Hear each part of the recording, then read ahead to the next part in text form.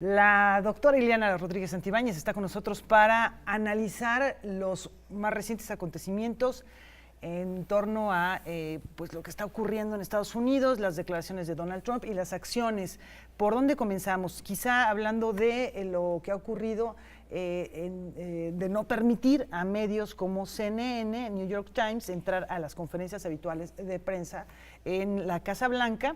Y bueno, uno pensaría en la primera enmienda de la Constitución de los Estados Unidos, que tiene que ver con la libertad de expresión. ¿No es esto, cómo lo interpretarías tú a la luz de esta primera enmienda?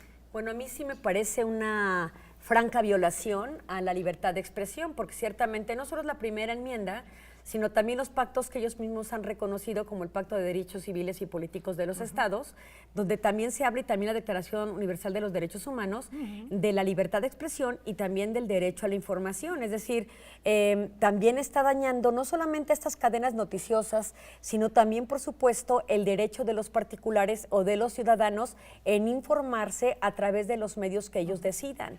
Ahora, no es en su calidad de particular que les restringe el acceso, es en su calidad de mandatario de una de las naciones que enarbola una de las democracias más consolidadas y que descansa precisamente en la participación ciudadana dentro de lo que es el gobierno. Él, cuando dio el discurso inaugural de la toma de posesión, dijo que el poder era del pueblo.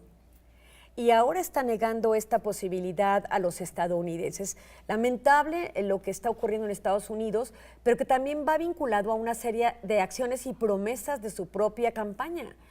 No solamente esto, de que los medios tergiversaban o manipulaban las noticias durante la campaña misma, sino ahora, por ejemplo, este anuncio del incremento del 9.27% del gasto militar para el siguiente año, que asciende a 54,000 millones de dólares, que prácticamente cuatriplica, por ejemplo, lo que es el gasto de defensa en España, que es todavía mucho mayor que el gasto de Francia y que el Reino Unido, que en este momento sí hay 1.3 millones de soldados en Estados Unidos, 780 ciudadanos trabajando en el Departamento de Estado.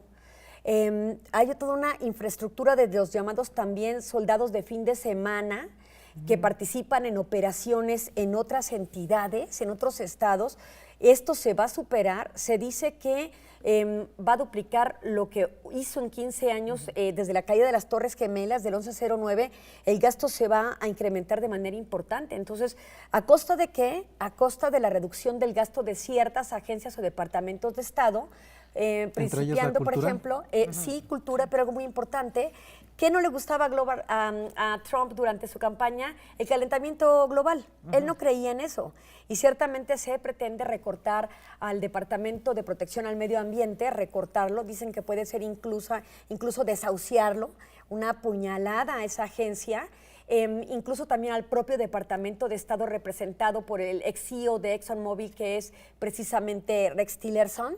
Se le va a reducir el gasto a él también. Y acuérdense que es como la especie de la Cancillería, la Secretaría de Estado, que tiene voz en los conflictos internacionales y que con Kerry, con Obama, había mucho este juego de ir a los países, negociar un acuerdo de disminución de plutonio en Irán, etcétera, etcétera, participar con drones en lo que es Irak y en Siria también, en la zona de Raqqa, etcétera. Pues bueno, Trump está dispuesto a reducir todo esto e incrementar el gasto en otras situaciones. Habla de Afganistán e Irak. Incluso también regresar a los inmigrantes, ¿no? Lo que decía el New York Times es que puede salir demasiado caro y que estaría mucho más arriba el presupuesto para regresar inmigrantes de lo que utiliza la CIA o el FBI. Sí, es correcto, porque también va a ampliar la contratación de agentes en la frontera o en las fronteras para realizar esta labor de detección de migrantes. Pero al final del día lo que estamos observando es el cumplimiento de todas las promesas de campaña que él hizo. Si revisamos uno a uno los 3 debates que sostuvo con los demócratas y los hasta antes candidatos por los republicanos, él está cumpliendo su palabra. Está siendo congruente. Está siendo totalmente congruente. Eso nos da la idea de que va a continuar dentro de esa misma congruencia. Es correcto, es correcto. Y sobre todo que en este momento hay mayoría republicana en el Congreso. Por supuesto que tiene el respaldo para lograr estas acciones que pretende. Y también algo muy interesante aquí es que el votante estadounidense que votó por Trump está contento. francamente lo está, aunque también hay poblaciones polarizadas. Silicon Valley, por ejemplo, es un segmento de innovación importante en software, que son prácticamente pro Bernie Sanders, pro Hillary, totalmente demócratas, en donde hay un voto de censura en contra de aquellos que apoyan a Donald Trump, ¿no? Entonces, está polarizándose también la población, y el segmento de los inmigrantes sin documentos, como tú dices, mi querido Huemanzin, pues es el más atemorizado, porque ciertamente ya comenzaron a haber detenciones cuando no se han cometido crímenes graves, sino ofensas menores, y que bueno, la gente ciertamente está asustada, acudiendo a los consulados para tratar de informarse y detener las posibles acciones que se realicen en su contra, una amenaza a la ciudad de Santuario, etcétera, ¿no? Ileana, nos quedan 2 minutos y no nos quisiéramos ir sin tocar el tema de esta visita que tenemos a lo largo de esta semana de secretarios en Estados Unidos, de Estados Unidos en México.